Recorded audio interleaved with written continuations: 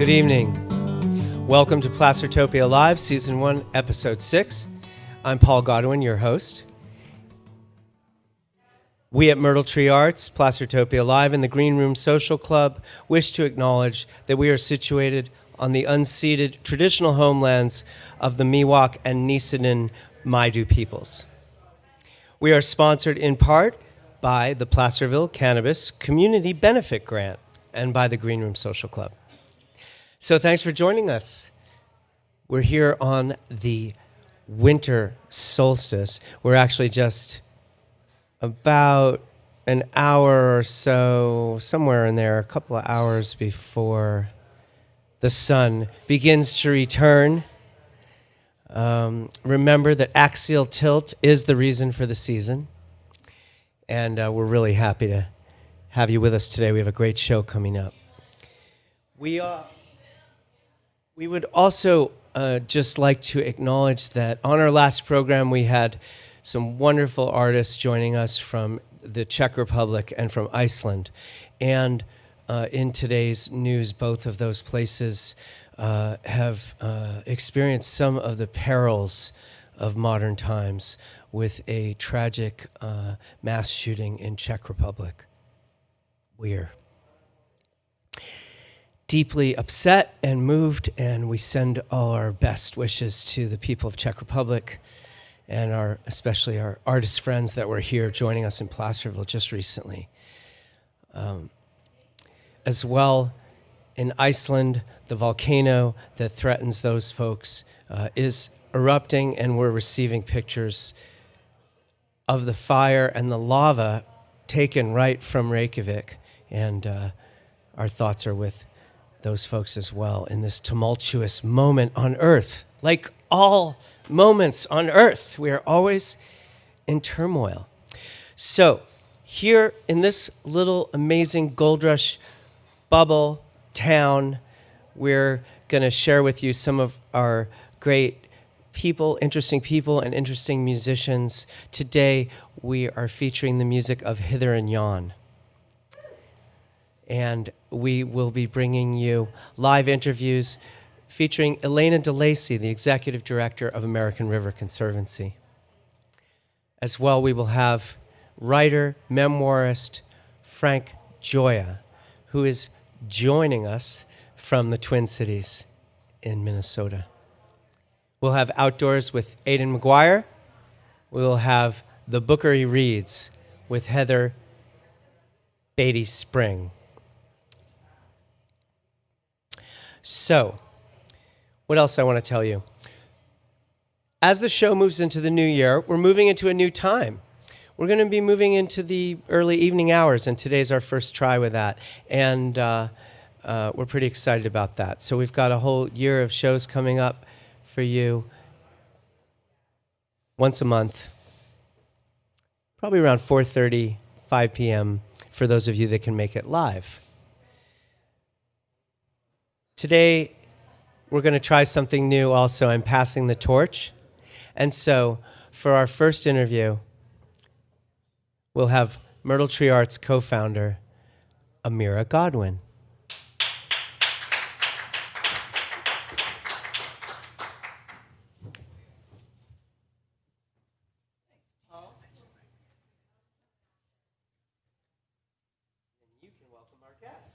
I am going to welcome our guest, the Executive Director of American River Conservancy, Elena DeLacy.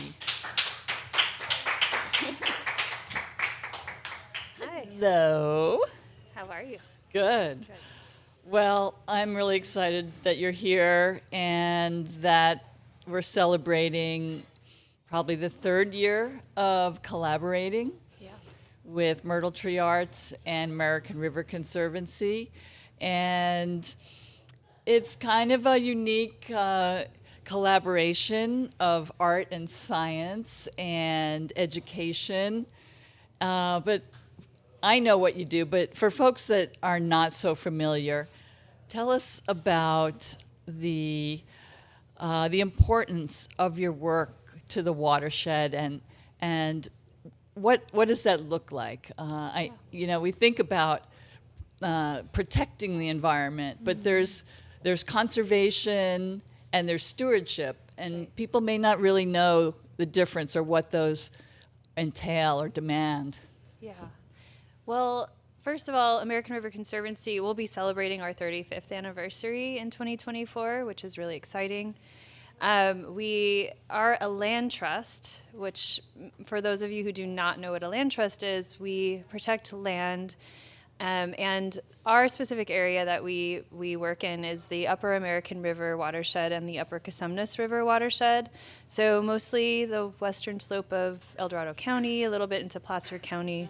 And so really the work that we're doing encompasses the, conservation of the land itself, but also the rivers and the waters that flow through the land. So it's the watershed, really. And we also protect the land through taking care of it. And part of that is also, involving people and engaging people in that. And so education is also involved in everything that we do.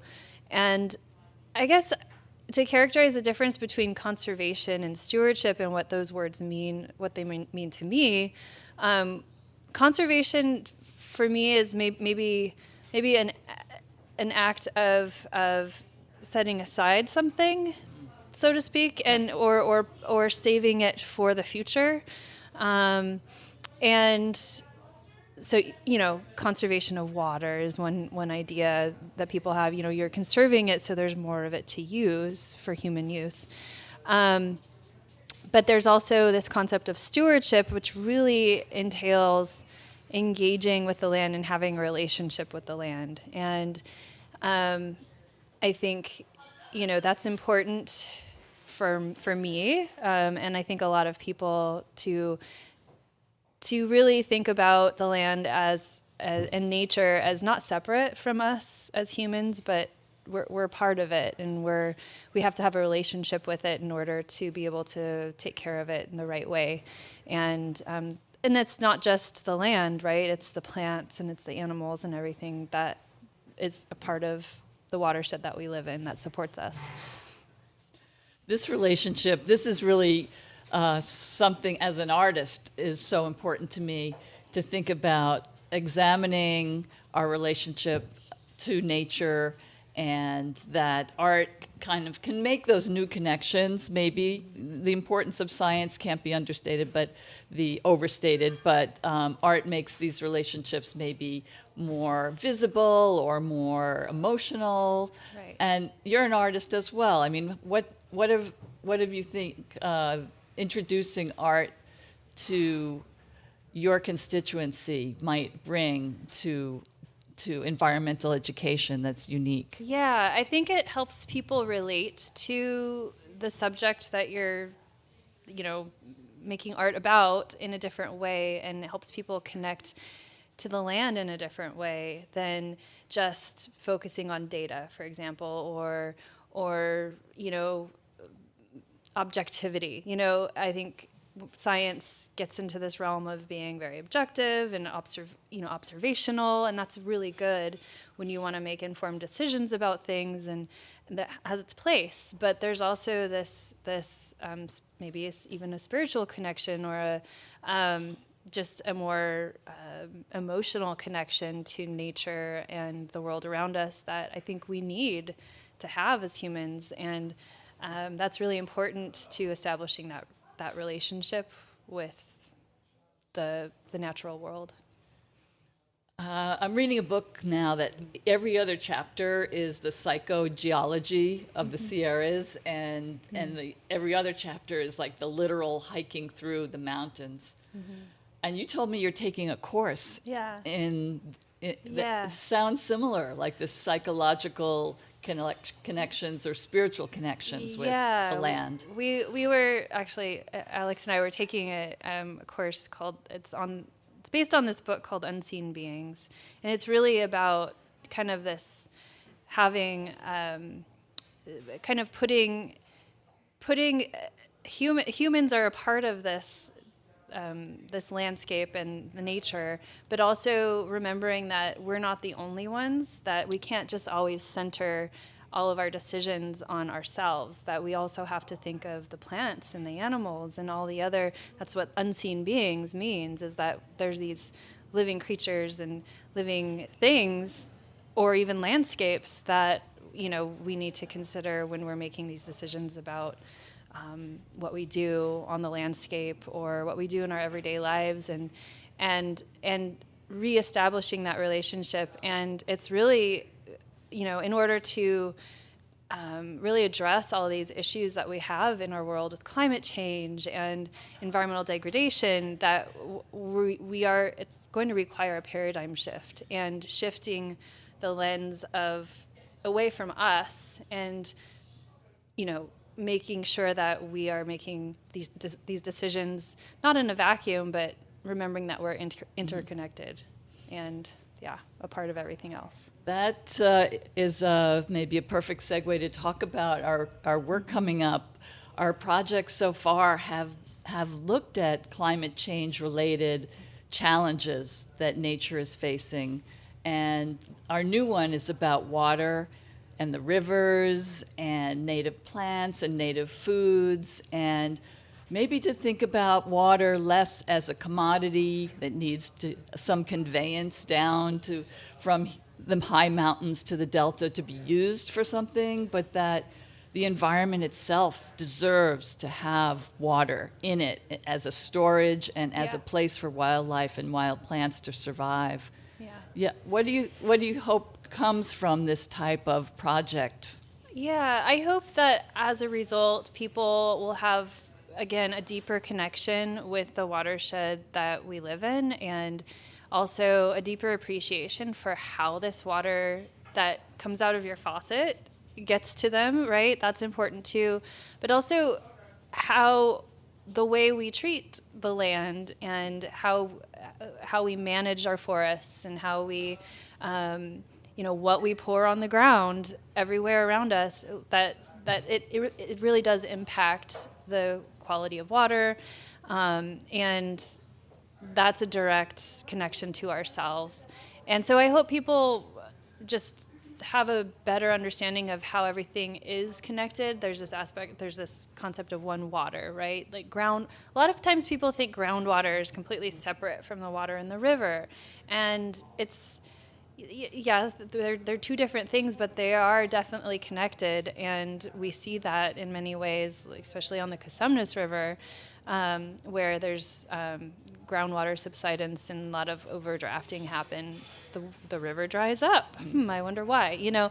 So I think there's just a lot of things that maybe a lot of big concepts that I think art can convey to people in a way that is more engaging and exciting than just sitting down and reading an article with a bunch of like statistics and numbers that, you know, you might forget. But when you are feeling something and your emotions are triggered, or you will remember that. You'll connect with that, and maybe make a difference in your life. Yeah. That's great. I think that is what we're going for. I'll just give a plug that it's going to be a project called Ripe Area, June 2nd at American River Conservancy's Wakamatsu Farm. And we're just so grateful to be able to have this collaboration and hopefully bring a lot more people to know about the river and the watershed. Yeah. I know it's changed my outlook to think about, I never thought about floodplains until I really studied more about the river. A river that's allowed to go where it wants to and where it would naturally is very different than the river that's dammed that we see on where we recreate on rafts. They're very different. Very different things. Rivers. Yeah, the American River and the Cosumnes or Cosumne River are just completely. They're completely different in the way they function currently and the way they're managed. And so there's, I think, 17 dams on the American River and its tributaries. And there are some small impoundments on the Cosumnes River, but for the most part, it's a free-flowing river. There are some diversion dams that take water out of that river and its tributaries. But there are still wild salmon that come up from the delta to the Cosumnes River. And what's really exciting, and another milestone that we're achieving very shortly is we'll be surpassing 30,000 acres protected in these two watersheds. And we'll be closing escrow on a project probably in the next week or so called El Dorado Ranch Phase 4. So it's another 1,000 acres, and that is on the Cosumnes River. And so it's really important to protect the land along the river, because by protecting the land, you're also protecting the riparian area and the riparian water rights. And so that water can continue to flow. And in some areas, there are floodplains that we're protecting as well alongside the river. And so, yeah, it's extremely, the process of sediment transport just alone is really important in river systems too, because it distributes nutrients from the mountains to the valley. And so in a lot of rivers that are dammed, that process isn't happening. That sediment transport isn't happening. So, yeah. That's why we need the science. Yeah, that's why we need the science. I mean, science has its place, Yeah. and definitely is really, has also, what science is good at doing is backing up some like oral history that has been passed down through the years. One example is, we talk about salmon and salmon coming up the river, and there's elders that have said, "Oh yeah, I've seen salmon up near Buck's Bar." I saw salmon up there when I was a kid, and nobody believed us when we were saying that salmon used to be up there. And, well, what we were able to do with our coalition was go out and take core samples of large trees that are older than 100 years. And salmon bring marine nitrogen from the ocean because they're anadromous fish. And so you can actually detect the isotopes of marine nitrogen in the trees that are growing. And so we were able to, with scientists in the lab, prove that there's marine nitrogen in these older trees. And so, yes, there were salmon up there at one point in time. So, it's good to be able to use science to back up these stories that have been passed down through the generations. Another part of history that still is coming to be more visible is that the beaver used to be the engineer of the landscape in California, and it's almost like that had to be, even that concept had to be reintroduced, because they had been so exterminated and the wetlands so reduced that it seemed like they had actually never been here. But now we're going in the other direction and bringing them back. Yeah, that's really exciting. The first release, I think, was 2 weeks ago. In 75 years, so for 75 years, there's been no real legal way to capture and release beavers in California. There's Fish and Game Code prohibits it, and so unfortunately, any beaver that was trapped in California for, if it was a nuisance animal, had to be euthanized. But through the work of so many people, including folks at the CDFW, California Department of Fish and Wildlife, and there's I think it's the Maidu Summit Consortium, the Maidu tribe up the Feather River watershed and Feather River Land Trust, and so many other organizations and agencies, they were able to release, I think, 3 or 4 beaver into the watershed there. And they're keystone species, so they create habitat for all these other species by damming streams and trapping sediment and then making ponds.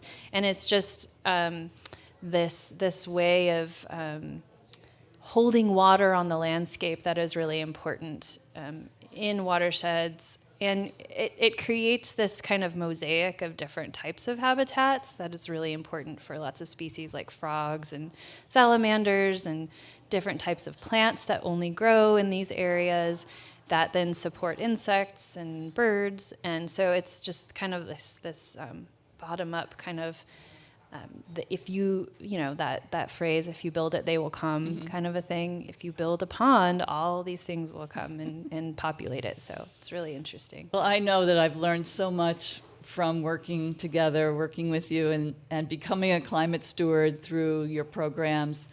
And so thank you so much for that. And it has helped maybe to disseminate this mindset that it's not human first or human alone. We have to think about our surroundings.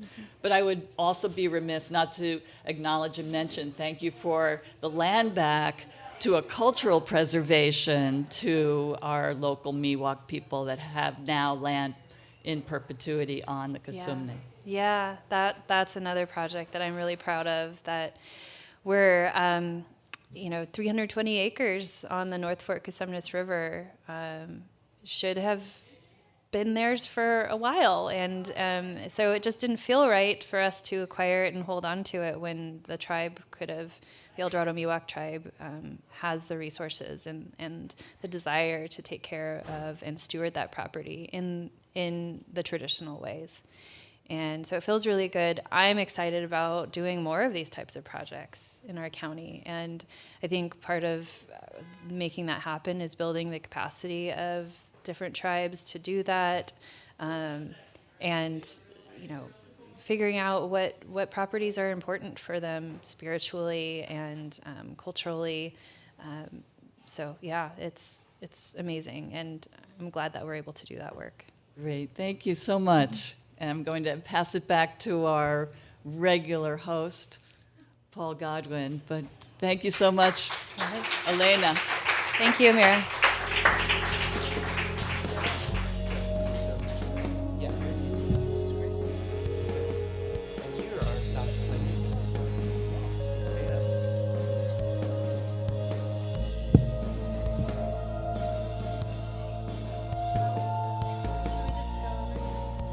Go get ready.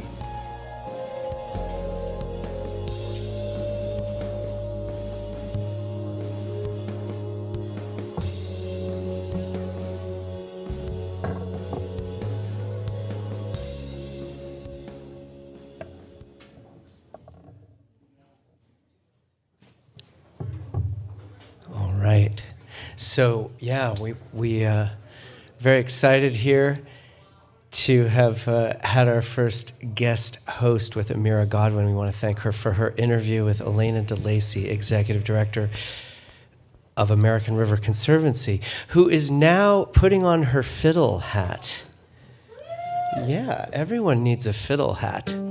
It sounds like a kind of aquatic plant. Oh, look, there's some fiddle hat by the side of this little creek. And she brings with her Alex Port, and they are going to entertain us as Hither and Yon.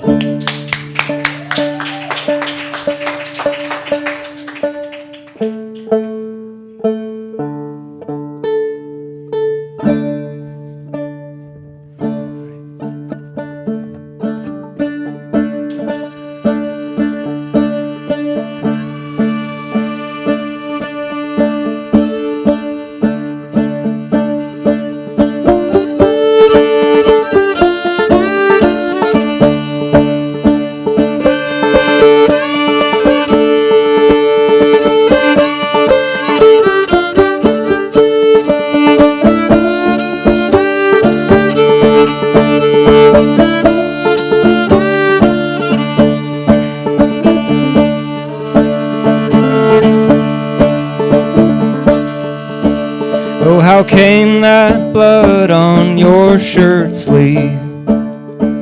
Oh, dear love, tell me. Oh, it is the blood of the old gray mare that plowed the fields for me, me, that plowed the fields for me.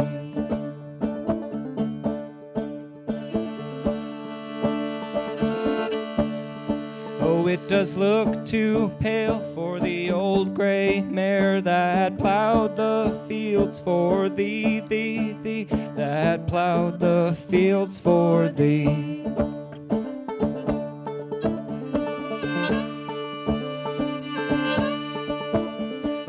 came that blood on your shirt sleeve? Oh, dear love, tell me. Oh, it is the blood of the old greyhound that chased the fox for me, me, me, that chased the fox for me.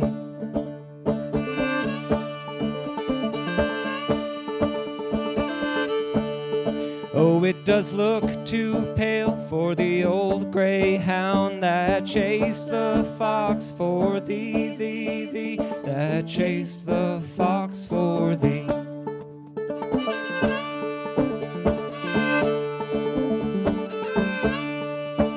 Oh, how came that blood on your shirt sleeve?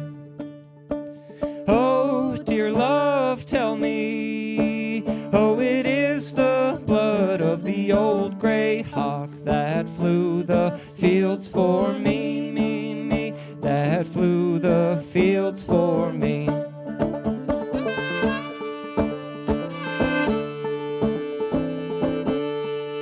Oh, it does look too pale for the old grey hawk that flew the fields for me, me, me, that flew the fields for thee.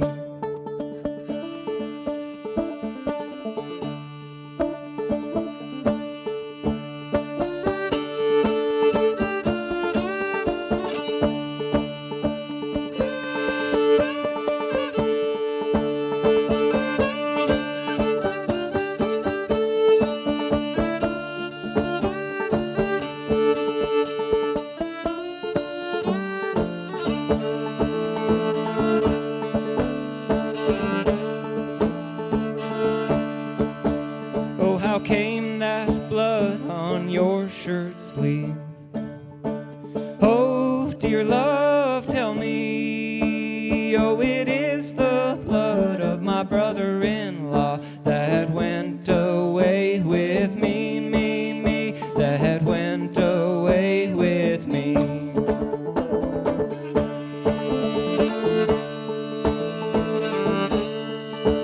And it's what will you do now, my love? Oh, dear love, tell me. Oh, I will set foot upon yonder ship and sail across the sea, sea, sea, and sail across the sea.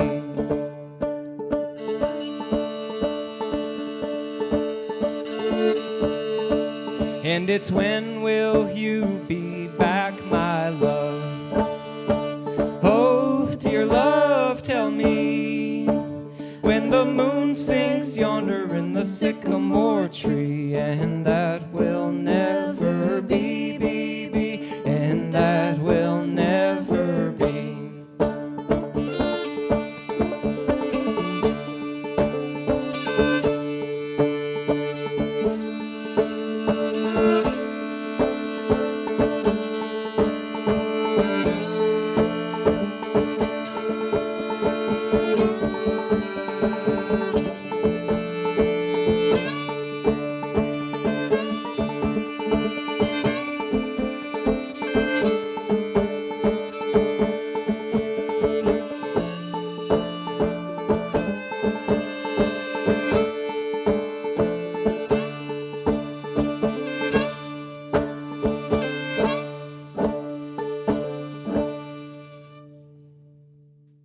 Thank you.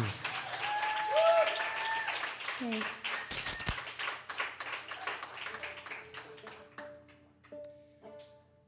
This next song's by Ola Bell Reed.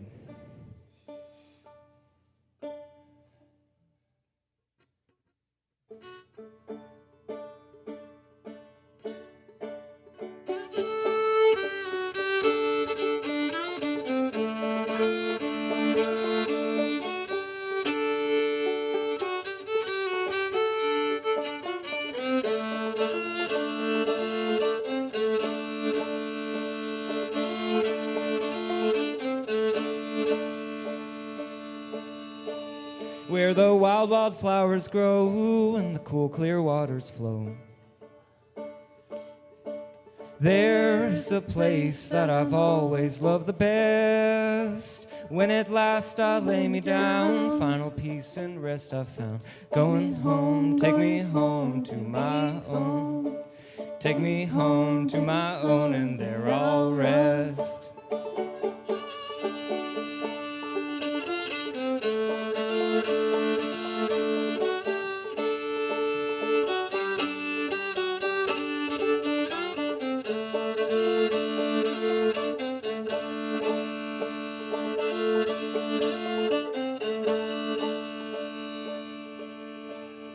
When I was a little child, hopes and dreams running wild. Someday I'd live just like a queen upon a throne. Little did a poor girl know just how hard the way to go. So I wandered, yes I wandered far from home. Oh, I wandered, yes I wandered far from home.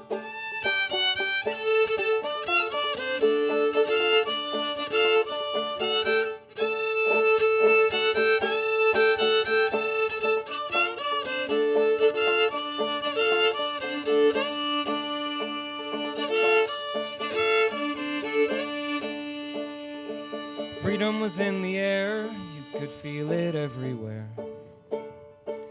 Don't be blinded, it's God's gift, can't you see? Never lay your armor down till peace and rest you found. Going home to be free. Going home to be free.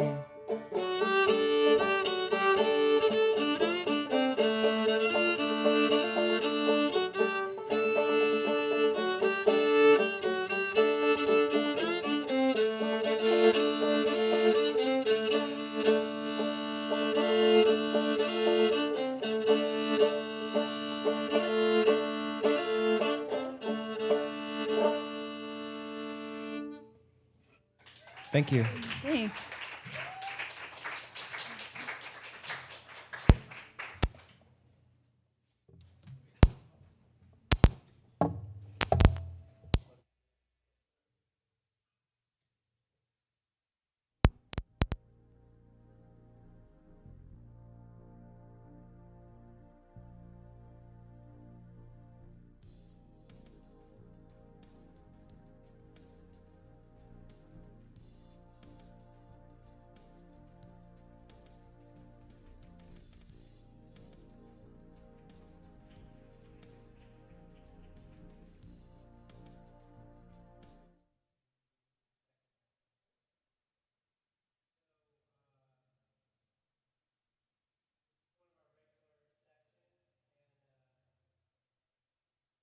Favorites, please welcome Aidan McGuire, Outdoors with Aidan.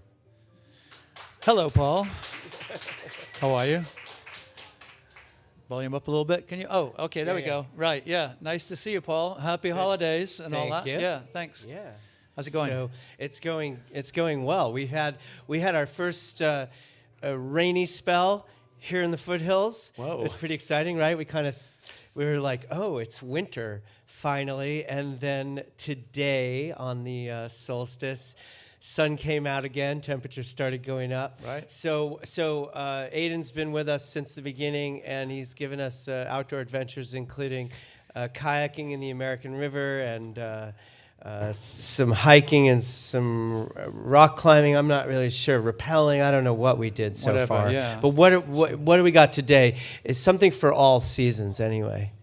Right. So, I mean, sort of my thought about today is it's winter, right? And a lot of the time what we do is we're like, oh, the weather's terrible. We can't go out. But in actual fact, we have an amazing place. It actually ties in really well with the interview with Elena, because a lot of the places that I think are great to hang out in winter, the places that the ARC have worked at and some of those different areas.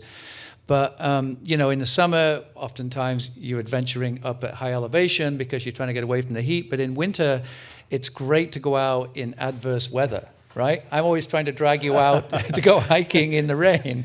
It's pretty funny. And Paul's often like, oh, it's English conditions. I'm like, well, not really, But the thing is about adverse weather is it brings out all kinds of different aspects of nature that are really beautiful. So, to go out it's nice to go out in good weather, but it's great to go out in terrible weather because it's really amazing to go out there and get blown around and get rained on and get hailed on and enjoy all those things because everything looks different. You know, everything starts turning green. The manzanita trees go into that amazing chocolate brown. The rivers raging through the canyons and gorges.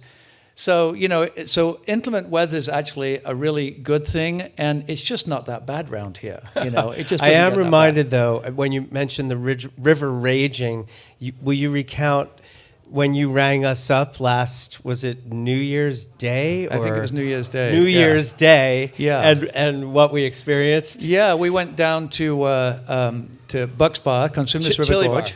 Was that? No, we did Chili Bar. That's right. You weren't there on the earlier part of the day. Okay. But the Consumnes River Gorge was raging at, I don't know, I think we figured out 26,000 CFM or something. Like 1,000 times more water that normally goes down there. And it was absolutely amazing to see the power of so much water. And, you know, if you were just going to sit at home and go, well, it's not sunny out, what am I going to go do? You'd have missed all of that. And it was incredibly impressive force of nature. And one of the things that makes it so much easier is, you know, the development of clothing in the last 25 years or something, in that, you know, you can put on fleece and Gore-Tex and whatever and go out there and just tromp around and not even be cold. I mean, that's the whole thing. Do I feel an REI sponsorship No way. in the background here somewhere? I mean, the only This is rule giving me is, an idea. The Okay. only rule is in going out in adverse weather is you don't put cotton on, right? You don't put jeans and T-shirts on because those type of things, if you get wet, they just pull all of the heat right out of you, and you'll get cold and have a miserable time. But the thing is, you don't need to have all of this specialized gear. If you just throw on some Gore-Tex jacket and something that's not cotton, you know, you're only going out for a couple of hours, and so you get wet. You don't get cold because you're moving, and so you can go out and go hiking all of these different places, and mountain biking these different places, and even climbing these different places. So I was going to also just mention a few of these different places that I think are really good. Awesome. So the weather should not be anything that puts you off because it just adds all kinds of excitement and all kinds of different textures and sensations, and so that shouldn't do anything. The clothing's all good. Places like, well, Cronin Ranch is an amazing place that the ARC has worked to secure, and there's trails there that even though you're just in Cronin Ranch, you go up on, like most people at Cronin Ranch, they go right down the center trail, which is like a road down to the river and back. But if you just go off on the side trails, like on the West Ridge and the East Ridge, you can actually see all the way to the Sierras from there. You're looking at even though you're down in Coloma, you're looking all the way to Pyramid Peak and the Crystal Range, which is amazing. Monroe Ridge, which is a great place right out of Coloma. We've done Monroe Ridge, I think. Yeah, you got me over to Monroe Ridge, which I believe you go to the Marshall Monument. The Marshall Monument, Yeah. it's a loop, so you can go different places. Marshall Monument's good. You go up onto the ridge. It's 3.5 miles. You can do it in about an hour and a half. You come down through the Gold Discovery Park. It has these beautiful manzanita trees that look like chocolate when they get wet, and so to go tromping up through there in the rain is amazing. That's a really great place. So there's a lot of different spots. So there's hiking, then there's mountain biking, right? So you can go out mountain bike around Cronin Ranch, and in fact, it's actually more enjoyable because it's not dusty. You get a bit of mud, and you get to slip around, and you come back, and you look like you've done something because you're covered in mud, and you've had a great time. So the thing is that it never looks as bad as you think it's going to be. Oftentimes you're in the house and you're looking out and you're like, oh, it looks rainy and it looks cold. And Paul's like, I'm not going to go walk around the school because every time it's full Netflix weather, like Netflix and popcorn in bed. Aiden texts me. It's like clockwork. It's like, want to go out and hike Harris Ranch, and it's like, no. Yeah. I just really went out to don't. Harris Ranch. By the way, that's okay. Your mollusk. I was Why just- don't we bring Amira? Could you bring us the It's mollusk? right behind you there. Because Rena, Aiden on that showed up. desk. Aiden showed up today. Yeah. Anyway, I was just out at Harris Ranch, which is this beautiful Let's place ID it. close Let's to ID town. it. Come on. And Can we get Elena? I found something This that is I live. can't decide. This is what you go out in the middle of winter and you go tromping around off the trail and you find these incredible things. And I know Hold it to the I know a fair bit about camera. It's hard to medicine, see. You guys can but zoom I in can't on your tell YouTube. what this is. And so I brought it because I'm like, Elena will know. She's going to tell us what it is. Because, by the way, I love the whole thing about the science of marine nitrogen in the trees. What is it? Bobcat But what skull. part? She Anyway, says okay. it's a bobcat skull. I'm not, okay, I need to. It is definitely a skull. Elena, do you want to close up on You're this? going to have to give and me then- some education on this. Yeah. So we need to talk about that. It is definitely not a yeah. seed pod. So the moral of the story is, if in doubt, just get out. The weather's never as bad as you think it is. Put on some clothes and just go out and tromp around, because like this time of year is the best time of year to go out locally, because it's not blazing hot and everything is getting green and all the creeks are flowing and it's beautiful. What a wonderful recommendation. So Beautiful. Aiden, I know you just had the opportunity to paddle the South Fork of the American Yeah. with a group of people, and I think there were some Christmas lights or snacks, or yeah. what was that all about? Well, so I guess the river store puts on this thing every year where it's like a little potluck, and then everybody goes paddles down the river, which is funny because none of the usual people are sitting on the sides of the river. It's just 100 people dressed with Santa beards and things. Which, by the way, the other thing that we have an abundance of in this county is Santas. Have you noticed? No. We have more generously framed people with large gray beards in our county than any other county in the state of California. So I'm Okay. I'm I just saying. have just noticed. saying. I've been trying to join their ranks So I'm this just saying. year. That I so think if we it's were to true. like give It's every true. one of Yeah. said people a Santa costume, we could Yeah. actually break a record for the most Santas in any state any county in the state of California. Maybe the country could be a Guinness World Record. I'm So feeling that's the other it. thing I'm we have. feeling it. So The Santa outdoors and Parade, Santas Placerville is Santa Parade. I'm feeling it. We are fat. Terry Lamonchek's here from Arts and Culture. Can we get this going? All right, she's in. Yeah. She's in. Yeah. Thank you. Aiden Yeah. McGuire, Outdoors with Aiden. Yeah. Okay. Right, thank you very much. Boom. Thanks, Bob. Yeah, okay. Yep. Ride that deer. Okay, title card, new guy. Mike is live. Great.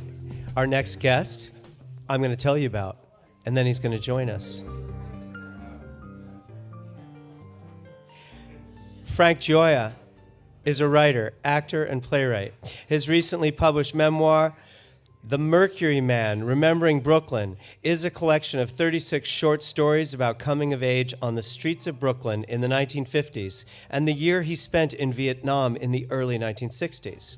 His writing has been published in the online magazine Ovunque Siamo, as well as The Artful Mind and an anthology of veterans' voices. A stage reading of his play, 14 Holy Martyrs, was performed in the Berkshires in 2016. He has read his work for the last 10 years in the hills of western Massachusetts, the Twin Cities, Sacramento, and the Sierra foothills. Please give a warm Placertopia Live welcome to Frank Gioia.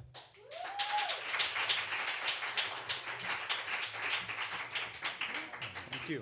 A lot of fist bumping and a lot of Thank white you. beards going on here, Frank. Really? No, I have one of those as well. Thanks It's for true. joining us. I got the chance to hear Frank read just last weekend here at the Green Room in a beautiful storytelling event that May Flores and Rena Wakefield have been championing. And I just loved his accounts of what I like to call the old neighborhood. The hood, The hood, yeah. for sure. Yeah, so be prepared to go on a trip to the old neighborhood. What do you got for us today, Frank? Well, I have a short poem. I thought I would revisit Vietnam this afternoon. It's been a long time. And I wrote this short poem. It's called Remembering Saigon. The long line of wrinkled khaki moves slowly forward. Pasty-faced farm boys, tough guys with vacant eyes. Newly minted lieutenants, lifers who had been there. Stewardess hugs me as I leave the plane. I feel exposed. We fry on the seething tarmac. The roar of aircraft engines mingles with the frenetic swirling of helicopter gunships, breaking into laughter as we watch Vietnamese Rangers march by, holding hands. It will be okay. I'll only be here for a year. Piece of cake, I thought.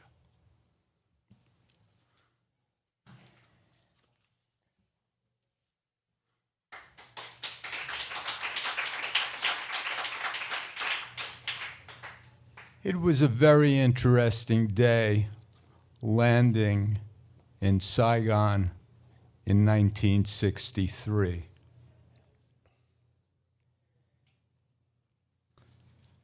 I have a piece that's in my book. It's called I Was in a War Once.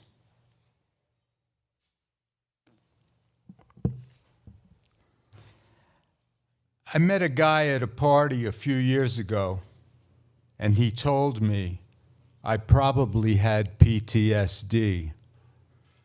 What are you talking about, man? No way, I laughed.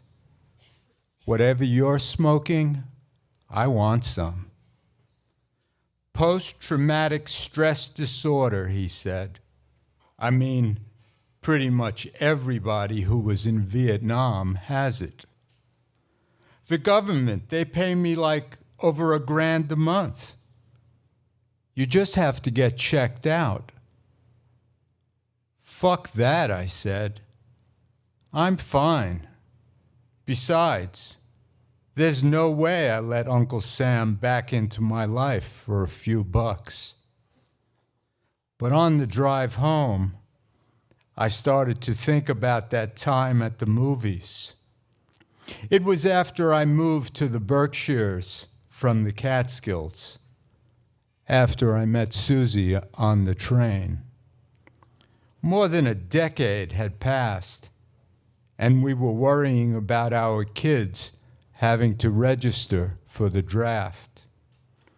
I was taking classes with the American Friends Service Committee so we could figure out a way for our boys to beat it. We went to see Born on the 4th of July at the Mehewi, the old heating system chugging along, trying but failing to raise the temperature a degree or two. I spent a year in Vietnam as a 20-year-old while I was still a boy, coming home, no longer a boy. Getting out just as the Gulf of Tonkin episode turned into an excuse to fight a real war. I can still see the general in the mess hall, his chest covered with campaign ribbons and flashing lots of shiny brass. For me, it was still a country club war then, cooking Italian food in the company kitchen, getting high with Billy, and spending long Saturdays with Jackie in her room. But my most searing memory, the thing I'll never forget, was the body bags, lying on the ground, tagged, and waiting to be shipped home. The fear of flying horizontal.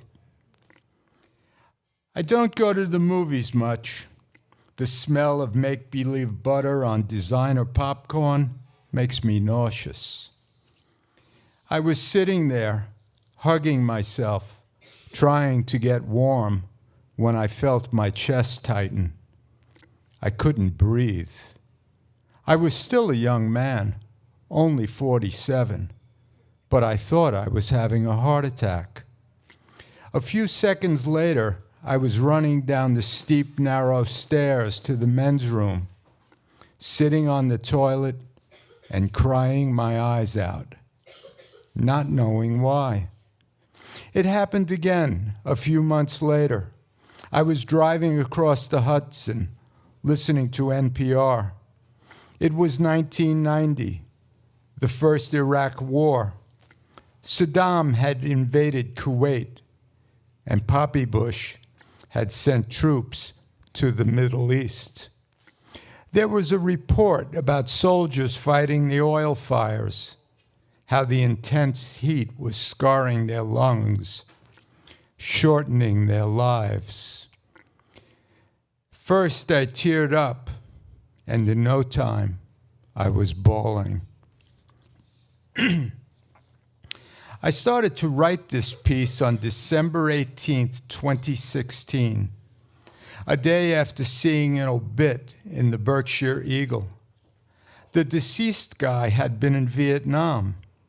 They said he tried to protect the Vietnamese from the horror at My Lai, when on March 16, 1968, at least 300 men, women, and children had been massacred by U.S. forces. The tears started to run down my face. Now the military patrols our southern border to protect us from the brown people trying to escape a different kind of war. Last month, I wrote a piece about coming home from Vietnam, how I conned some hick private into believing I was married so I could live off base. In the story, I was young Frankie again, a Brooklyn tough guy. I started to tell the story to Susie, and the tears just flowed. The men in my family only cried at funerals, so I'm not sure when I received that gift. I'm not a tough guy anymore. It's hard sometimes, but to be able to feel pain also allows me to feel joy. I never fired my weapon in Vietnam, never was shot at, but I heard the mortars overhead, felt the fear of knowing places I had been were bombed, and carried my anxiety every second of every day. The war was an experience that never leaves me. Vietnam was more than 60 years ago, but the crying, the heartache, and the guilt never end. I never know when grief might decide to pay me a visit. I am not a blank page.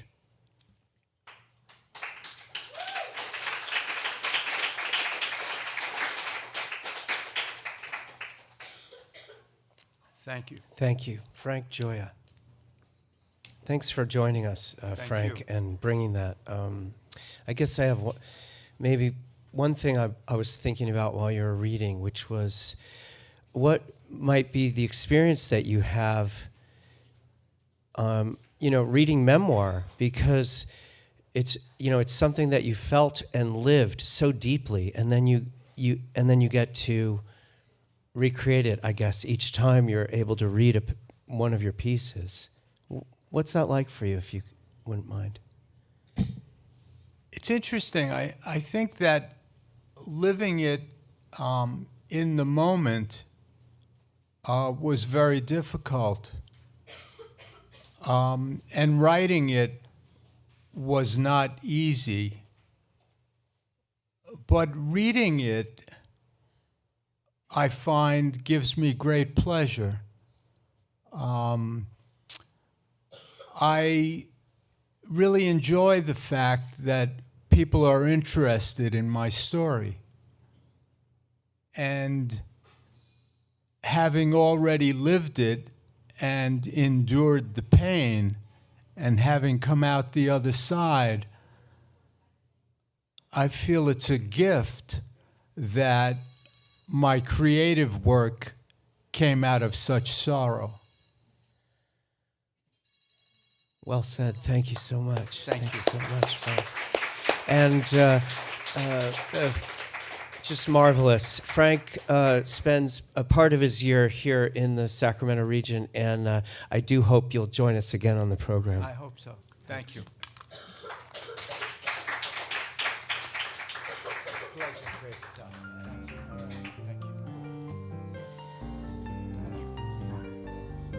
The girls coming with you? Yeah. Come on up. Sure.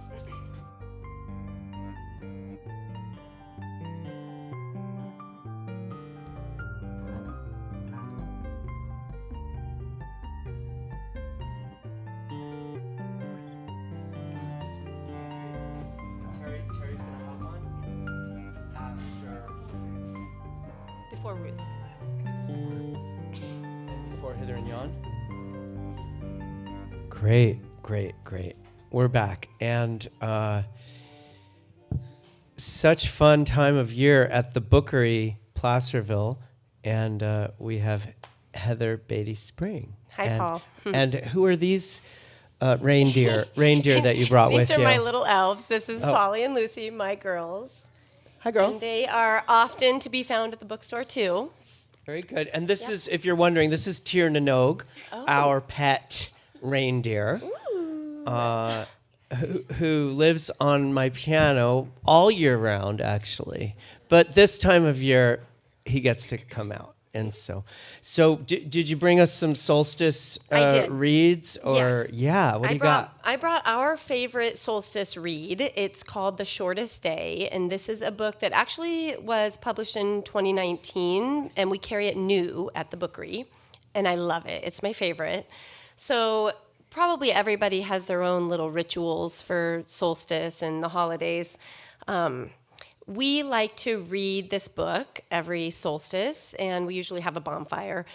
And the reason that I love this book is that it connects us to our ancestors in a beautiful way. So this is The Shortest Day by Susan Cooper, and she's the one who wrote the trilogy. I think it's a trilogy, fantasy trilogy, The Dark is Rising. So very beloved kind of children and fantasy author. And illustrated by Carson Ellis, who is a fantastic artist. And so the art in this book is worth it alone, just picking it up and looking through the pictures. She is, are you familiar with Carson Ellis? No. Oh, you'll love her, Paul. Okay. She is married to the guy from The Decemberists, Colin Malloy, and together they put out that, you've probably seen the big, thick YA trilogy called Wildwood. Yeah. So she illustrated and he wrote that. And she's illustrated all kinds of really cool, like, kind of alternative kids books. And she's just an artist in her own right. So Carson Ellis did the art for this. And so I'm going to read it, but I also want to here and there talk a tiny bit about the art, because the beginning, it starts out, if you're in the audience, maybe you can see it, but if you're listening, you can't, with these beautiful illustrations of a giant, and it's kind of creepy. It's like a giant with a sun as his head. And see how his body's in gray and the hills are like, all the colors in the whole book are kind of an earth tone, muted grayscape, because obviously it's the dead of winter and it's about the winter solstice. So you get this image for the intro, and then before the words even come in, you have him sinking lower, kind of crouching over the hills, the big sun giant getting low, and all the fields are brown, and you have these ancient hunters with their spears going out into the fields with their dogs. So you start to go back in time to like way back. There's obviously no electricity. It's much more cold and bleak, and the dark night has a different feeling than we think of today, and that's what I love about this book. And then the next page, we have another illustrated spread of the women who are gathering firewood, and it's even more gray and white here, and you've got these crows up in the bare trees that you can almost hear when you look at the picture, and the sun now is very, very low going behind the hills. And then the poem by Susan Cooper begins. Oh, and I think I forgot to mention, did I say that this makes me cry and makes me emotional? And that's why I brought my helpers, because they're probably going to help me read about partway through. When you need to come, just come around front and I'll turn it toward you. So the shortest day came, and the year died, And everywhere down the centuries of the snow-white world came people singing, dancing to drive the dark away. They lighted candles in the winter trees. They hung their homes with evergreen. They burned beseeching fires all night long to keep the year alive. And here you have a beautiful illustration of these kind of fearful, almost like demons. And so it's got this really haunting vibe. And there's a person's face, so they're masks, kind of illustrating the fear and mystery of the dark. And then on the other side, you see the light around the fire and the people connected by holding hands and dancing around the fire, which I think is a really important and beautiful image this time of year. And when the New Year's sunshine blazed awake, they shouted, reveling. Through all the frosty ages, you can hear them echoing behind us. Listen. You come read now. All the long echoes sing the same delight, this shortest day, as promise wakens in the sleeping land. They carol, feast, give thanks, and dearly love their friends and hope for peace. And so do we, here, now, this year and every year. Welcome, Yule. And so, do I have a couple minutes? I'd love to read to you this little end note from Susan Cooper. I didn't cry, I guess because I'm up on stage, it's different. I have never gotten through that poem without crying at home. So Susan Cooper says, from the very beginning, our lives have been cyclical. At the solstices, the sun reaches its highest or lowest point in our sky, giving us the longest or the shortest day of the year. At the equinoxes, day and night are almost equal. Spring equinox, summer solstice, autumn equinox, winter solstice, round and round they go. If you live on a planet that circles a sun, your time is governed by the patterns of light and darkness, summer and winter, warmth and cold, and of course, life and death. Once our forebears learned to farm, they planted and harvested at the equinoxes, but it was the solstices that caught their attention, the extremes. They watched their days shrink from the bright abundance of high summer to the bleak, dark cold of winter, and they invented rituals to make sure the light would come back again, to bring the new day, the new year, the rebirth of life. The rebirth rituals have become traditions that we still celebrate, whether or not we remember where they came from. Some of them are so old that only their monuments remain. On the morning of the winter solstice at the great earthwork Newgrange in County Meath, Ireland, the day's first beam of sunlight shines in through a passage that Neolithic people built there 5,000 years ago to catch it. And for 17 minutes, a dark room deep within is filled with the sunshine of the shortest day. It's a universal impulse, this celebration of the light as a symbol of continuing life. The Yule and the evergreens of my poem come from Northern Europe, but the candles in those Christmas trees belong to the same family as the menorah candles of Hanukkah or the oil lamps of Diwali. Christianity and many other faiths share their intention. They are the lights of hope reaching for the triumph of good over evil. The shortest day is for everyone. I wrote the poem for the theater, for a joyful celebration of the winter solstice in music, dance, and words that's known as the Christmas Revels. You can find out more about it at www.revels.org.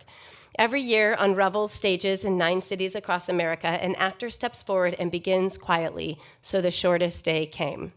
And everybody listening is reminded that above all, they too, at this time of celebration, feast, give thanks, and dearly love their friends and hope for peace. So when the actor reaches the last line, the whole audience repeats it after him or her in a great exuberant shout, "Welcome, Yule." The jack of my dedication, which I didn't read that part, is the singer-director John Langstaff, who founded the Revels. Its seed was sown in his childhood when his family always had a big Christmas party for their friends.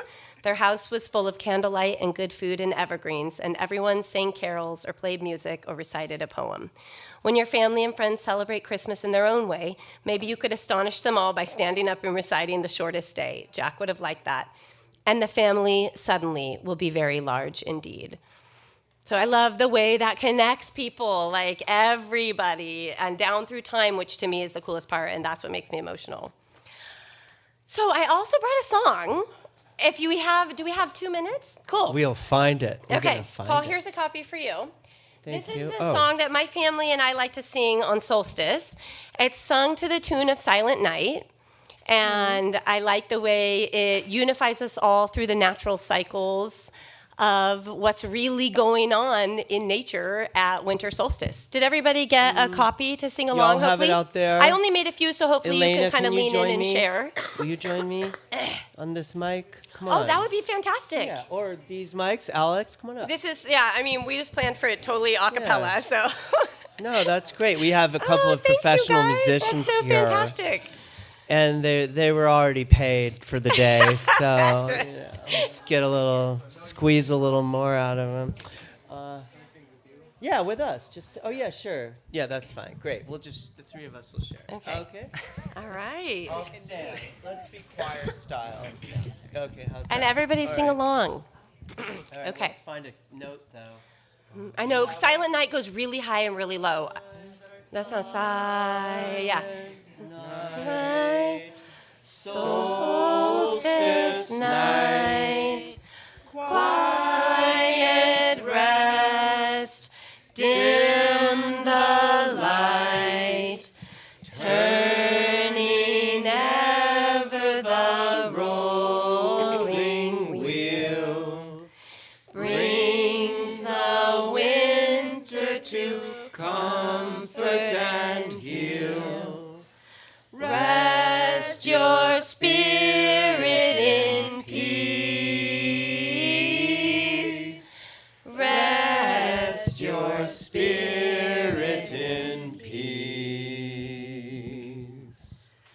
Silent night, solstice night, all is calm, all is right. Nature slumbers in forest and glen, filling streams as she wakens again. Sleeping spirits grow strong.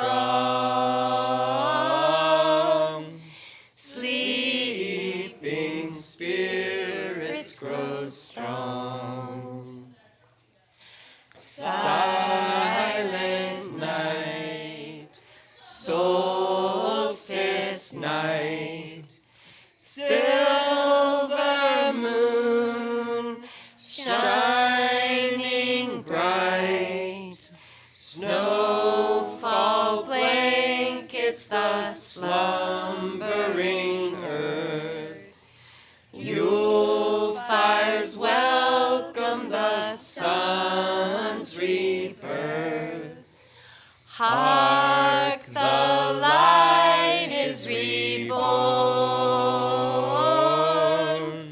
Hark, the light is reborn. Beautiful. Thank you, guys. Thank you. Thank you. Wow. That was a surprise. I'm sprung that on so happy you brought that, Heather. Heather, Polly, and Lucy of the you. Bookery Placerville. Thanks, everybody. Happy solstice. Okay. I think I had a beautiful little excerpt about the solstice, and I'll go ahead with that as we get ready for our next segment.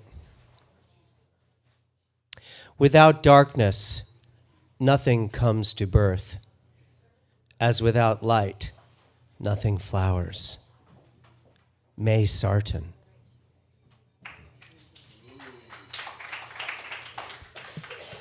Love it. We're going to Hither and Yon? Yes. How wonderful. Please welcome back to Placertopia Live, Solstice Edition, Hither and Yon.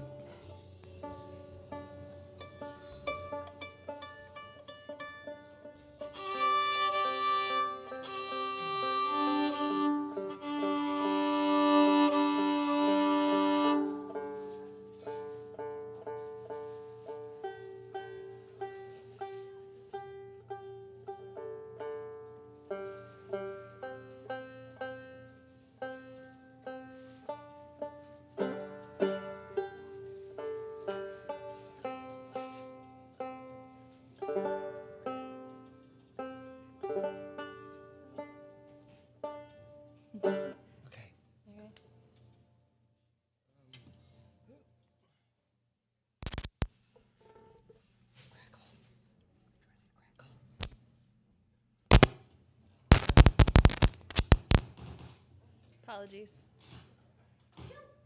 Technical difficulties.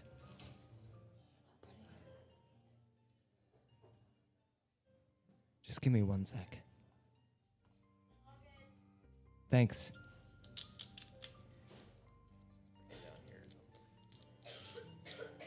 Is it just rubbing against your sweatshirt? I think it's just rubbing against me, yeah.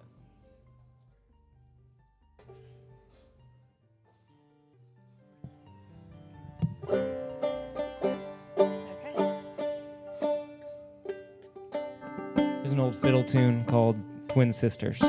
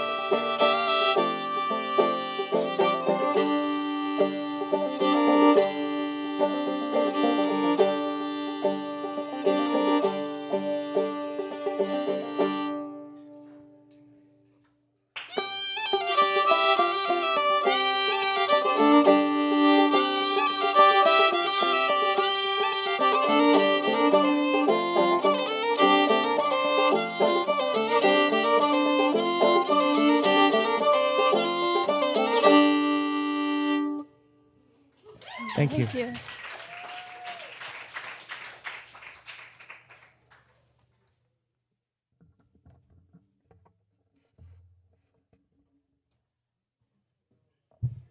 This next song is actually really fitting for the solstice. And the passages that Heather was reading really made me think about how this song really is about the passing of time and the changing of seasons. And it's called Winter's Come and Gone. And I know it's the first day of winter, but I think this is a good song to sing any time of year.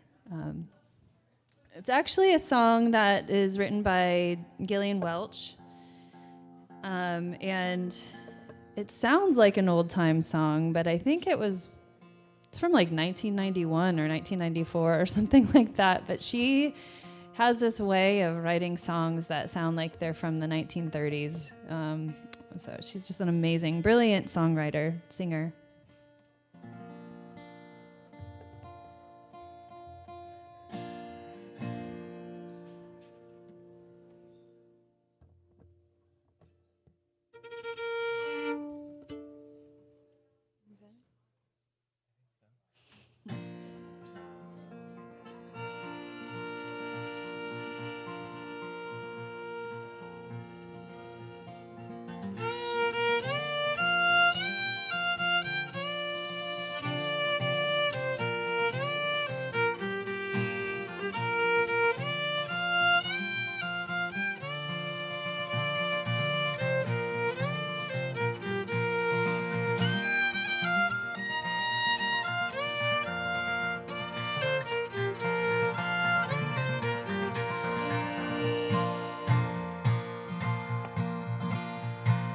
Oh, little red bird, come to my windowsill.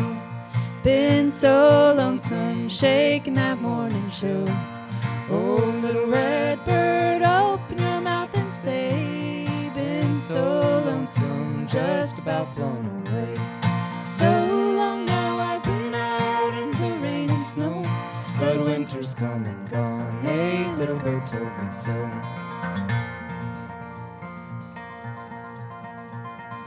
Oh, little bluebird, curly feathered breast, 5 cold nickels, all that I got left. Oh, little bluebird, what am I gonna do? 5 cold nickels ain't gonna see me through. So long now I've been out in the rain and snow, but winter's come and gone. Hey, little bird told me so.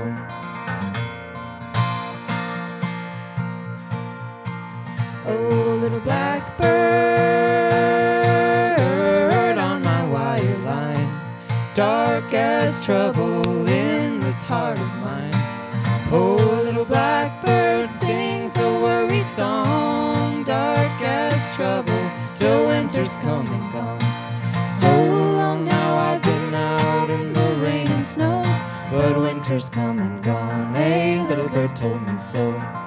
So long now I've been out in the rain and snow, but winter's come and gone. Hey, little bird told me so.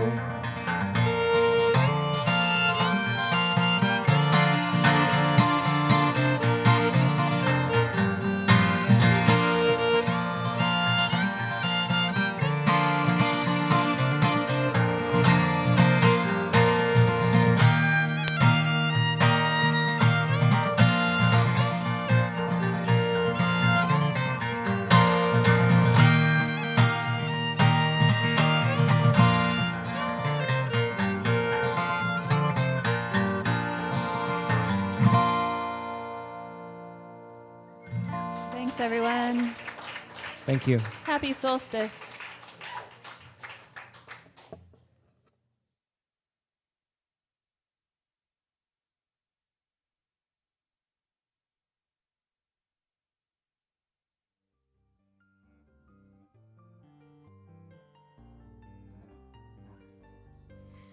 Okay.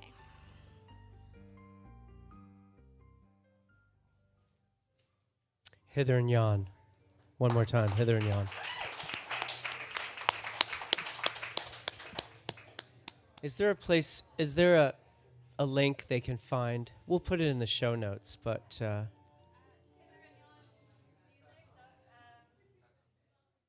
hitherandyonmusic.com. And don't try saying it into Siri, because when Siri hears it, she turns them into a Swedish techno band called Heather and Jan with a J-A-N-N. And so glad they could join us, really adding a beautiful, special vibe to this solstice. I've got Rena Wakefield here, our associate producer. Hello, everyone. Hello. And we just thought we'd take the last few minutes of the show to kind of run through some thank yous and just talk about our reason for doing the show, and then Rena's going to grace us with a little bit of poetry. So, but we can chat. This can be an open forum too. Well, I just want to start out by thanking you, Paul, for putting this together. This is a passion project that you've birthed into reality. It's brought together so many people in the community, musicians, artists, activists, writers. I'm so overwhelmed with gratitude for you and in putting this, making this a reality. So beautiful. Thank you, Rena. Absolutely. She's been the ticking clockworks behind the show. Rena has been producing, which is the often unseen task of organizing and scheduling and contacting people and confirming people several times, and then making sure that the show moves on time and everyone shows up and we And all get done what honestly, we need to do. It hasn't felt like work. It's been such a treat and a joy to be a part of, and a lot of fun to work with all of you. And also just thank you all for being here, to just be together during this solstice and honoring our community and Placertopia. I mean, it's very special, so thank you. Great. And we want to, thank Russ Reyes, who Yes. was the guy that I had been talking about doing a podcast called Placertopia for a while, for a couple of years.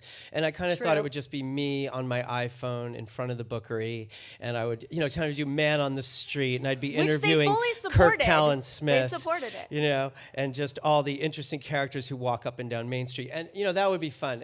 But I just talked about it a bunch of times. And then I really was inspired by, Prairie Home Companion and West Coast Live. And there's one other show that I really love that's completely escaping my mind.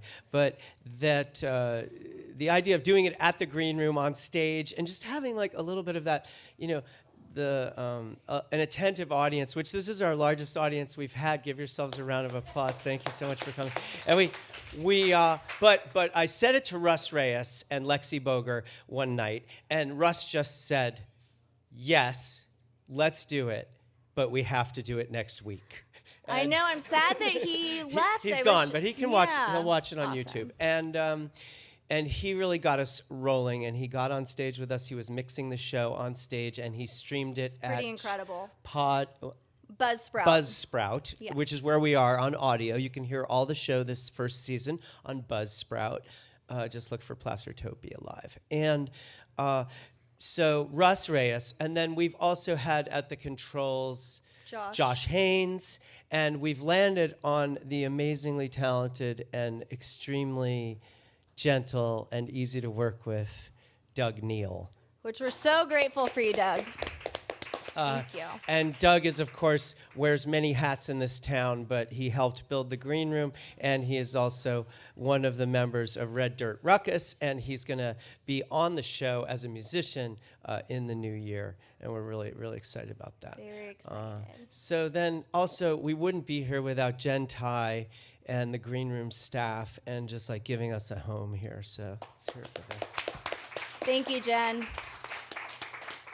Yeah, to be able to have this live platform where we could interact with the community and engage with each other has just been a blast, honestly. So Yeah.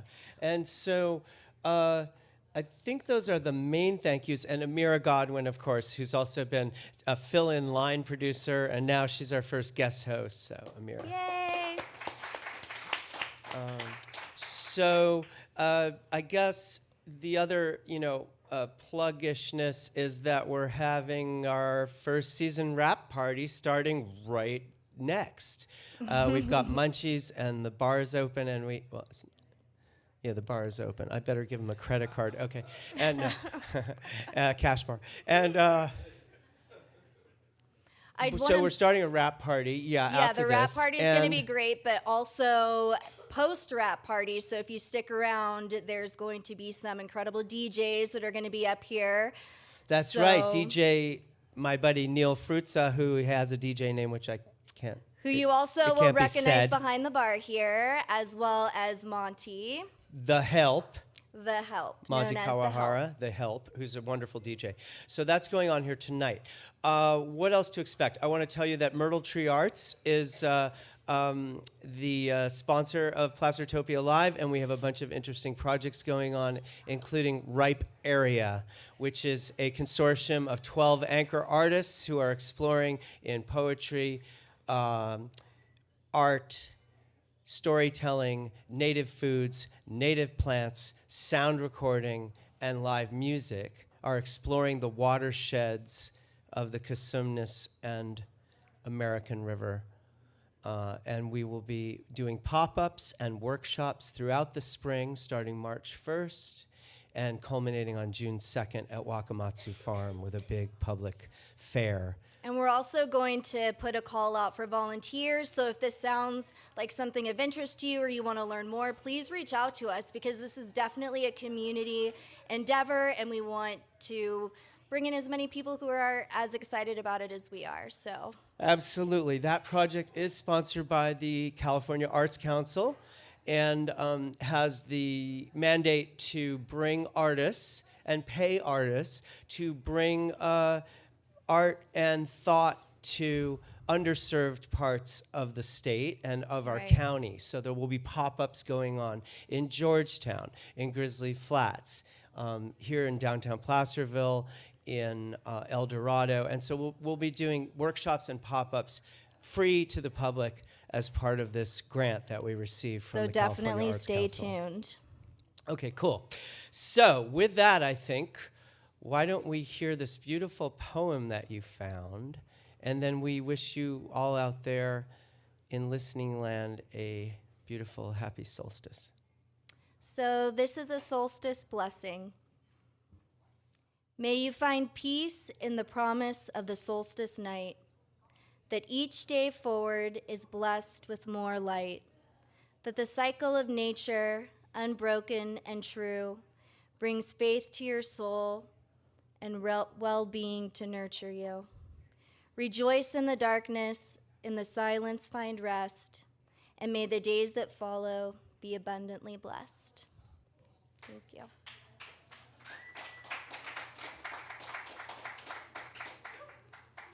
It's wild that that's a wrap of season 1. I can't believe it. Until we hear our closing music, which is by Grayson Howard, and our incidental music, which can be found on newdogrecords.com. And we will be back for season 2. So, thank you.